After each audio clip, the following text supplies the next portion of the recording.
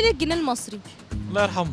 هقول له ارقف بحالنا احسن بقينا في الحضيض. هقول له نفسي تبقى زيك زي الدولار. عيني عليك في الظروف اللي انت بتعيشها دلوقتي. هنقول احنا نفسنا يعني حصل لو 10% حتى من الدولار بس. عندك الجنيه دلوقتي ولا يعتبر اي حاجه. اجنيه نفسي امتى تبقى زي الدولار واحسن من الدولار واحسن من اليورو كمان. هيبقى كويس وهيستعيد قوته. خلاص انتهى، مفيش جنيه.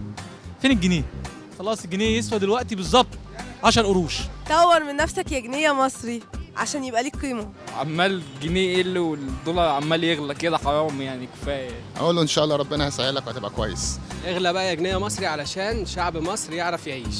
بوجه للحكومه لازم تضغط على الشركات اللي بتروح للمصريين في الخارج وتاخد منهم الدولار وتغيره لهم هنا، لان دي بتشارك في ازمه كبيره في ازمه الدولار. ما هو الاقتصاد لما يزيد الدولار هيقل. يعني المفروض يعني الجنيه المصري ما بقاش ليه قيمه دلوقتي. ان شاء الله المصريين مكرومين بيك، فربنا يعلي مراتبك.